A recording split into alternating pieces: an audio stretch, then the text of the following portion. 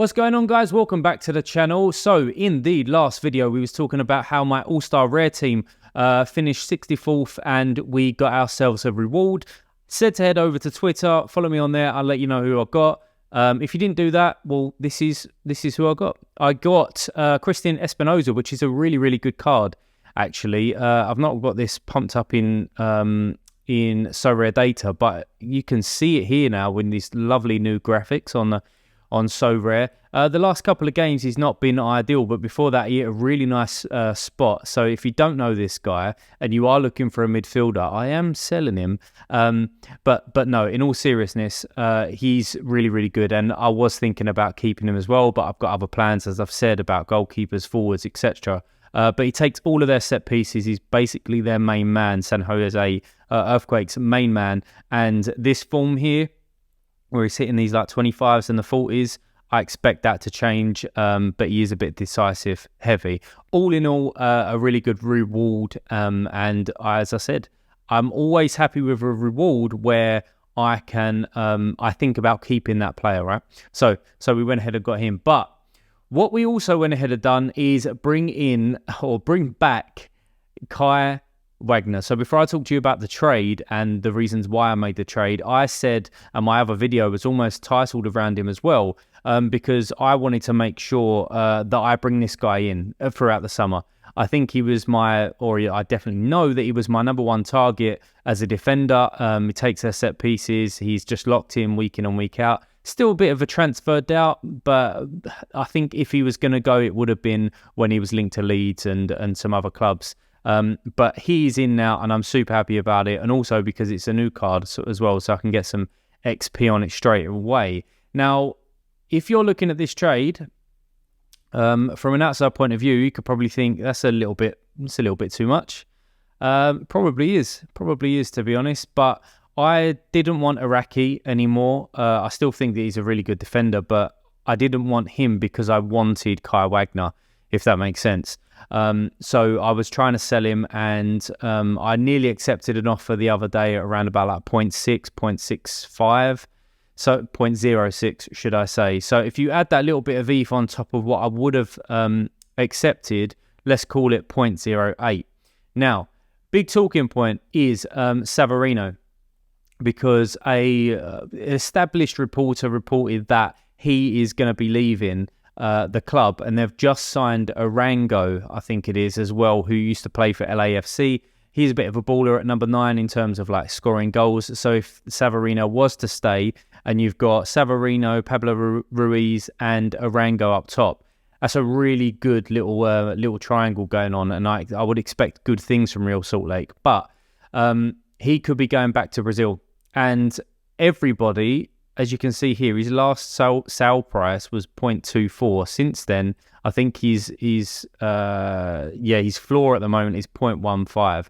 Everyone has been trying to get out of him. Everyone's been messaging all of the traders to try and get out of this guy as well. As you can see from, let's go auctions and offers. As you can see from all of these trades that's happened in one day. And nobody is bit. Nobody's turned around and said, I'm going to throw some ETH at this, which made me think, well, if he's listed, I mean, you can see how many he's listed, right? But if he's listed for that 0.18, I reckon if somebody offered 0.16, they're going to take it.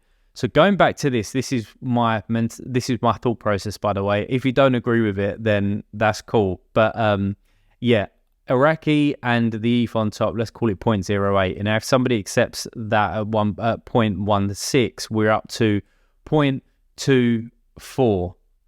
Yes, 0.24. And on the market, so let's bring Kai Wagner back up again. For a new card for Kai Wagner, his new card last went for, okay, I didn't know that, 0.206. Okay, fine.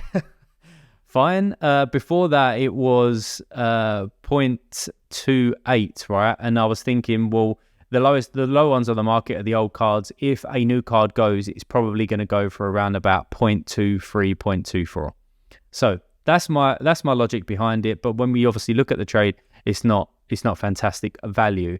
I didn't know he was going for that cheap. Maybe that's some sort of like trader or some sort of bot or something like that, because that does seem cheap.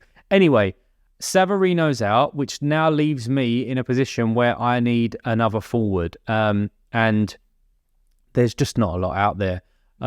It's quite frustrating actually that there's not a lot out there, because this guy delivers in terms of AA and in terms of goals. Now, I don't think that Savarino's move is actually too bad. From what I heard, the club that he's linked to, they do rotate a lot, but I think that if he plays, he still dominates out there. He's clearly a good SO5 player. Even looking at all of the clubs he's been at, all right, he's had a bit of a bad spell there. It's probably because he was being subbed. Yeah, there you go. He was being subbed, etc. But all in all, I think he's all right, and I think he'll do okay out there. But was he going to keep around that like 0.25 value? No, he wasn't. Not when there's rumours. So that's the latest on the gallery. A few things that I'm trying to do. Let's just go over to my gallery before I show you the lineups for this week real quick. I'm still in a position where I need another goalkeeper. I'm probably going to be selling a Steve Clark at some point. Maybe not before the transfer window, unless a good deal comes in and I'm able to bring somebody in, because I can still get my 4 teams out. Defenders now is looking really strong from a summer point of view. And if I do this by America and Asia, this guy, he hasn't really been playing, but when he does play, he does all right.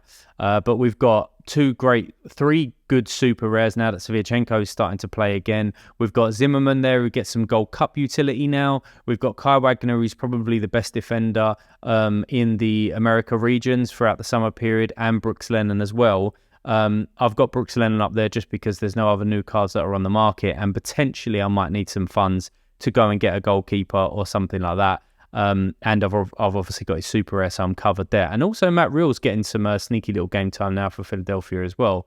Moving on to the midfielders, Zelarayan, Gil, Herrera, Tommy, Gressel, Osario is now coming back and he is training.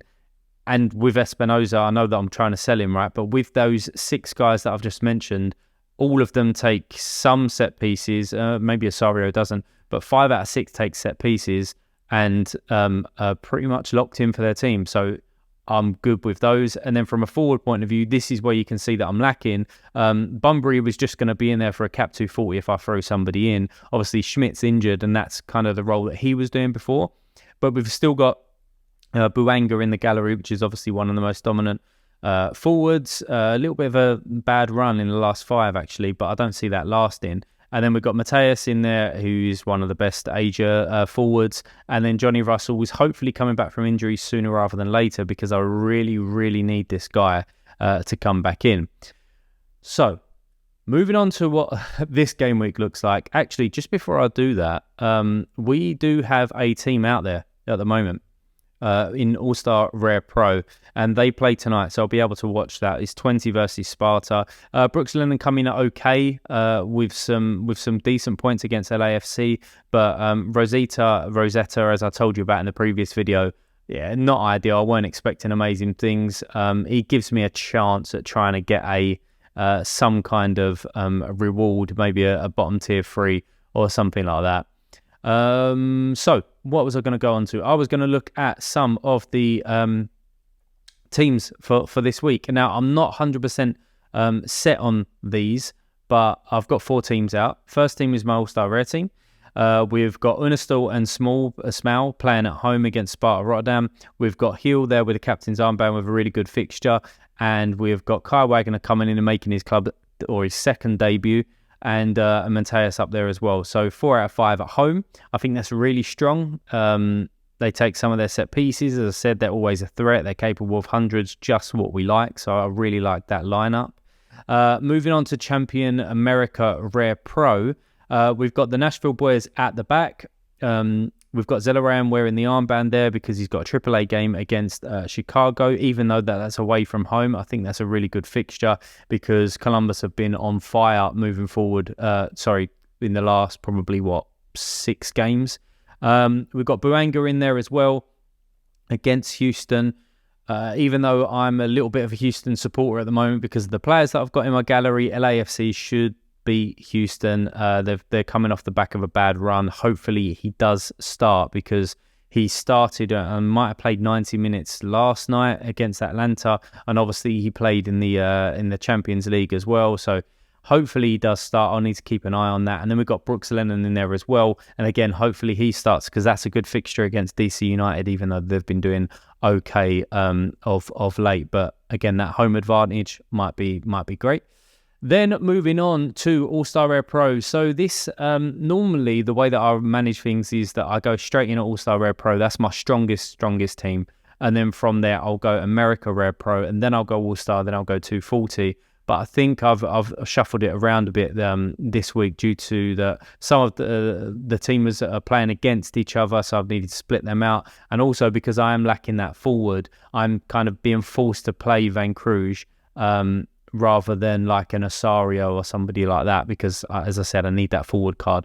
But he still comes up with good AA, so it still gives me a shot, I think, at doing something. And again, he takes their set pieces as well, so maybe a penalty in there, but that will damage my other team. But anyway, Brooks Lennon coming in there, so I really hope he plays, because I've got him in there. Steve Clark playing at home to LAFC, maybe he racks up some decent AA, but I don't see him keeping a clean sheet. And we got Gressel in there. They've just come off the back of winning the Canadian Championship, so I'm hoping he plays as well. And then Herrera against LAFC, he should be busy. So as you can see there, it's a kind of lineup that looks okay on paper in terms of fixtures or in terms of what they're capable of doing, but I'm not confident in that team. And then to tie it all off, to finish it all off, should I say, we've got the Cap 240 Rare teams. We've got Clark in goal, because I own 2 of them at the moment. We've got Espinoza in there if I don't sell him before. If I do sell him, then he will go and somebody like Arter would come in.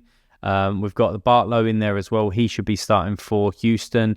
And then we've got Tommy playing against Austin, which is actually a really good fixture. And I'm kind of umming and ahhing whether I should be putting him into a different lineup, but I don't know which one, because as you can see here, remaining points, I'm at 0. So I'm not sure. And then you've got Bunbury at the top. Who knows? He might come up with a goal or do something. So yeah, all in all, this is what it looks like. And I'm all right with that. I think that I've got most chance out of All-Star Rare, then Champion America, then All-Star, and then hopefully I can get that 240, because since it's been in, I have not hit the 240 the 250 threshold. I've got 0 ETH from it, and it's really frustrating. So, but there we are. There we go, guys. If you like the video, hit the like button. If you want to see some more, hit the subscribe button. And as always, I'll see you in the future.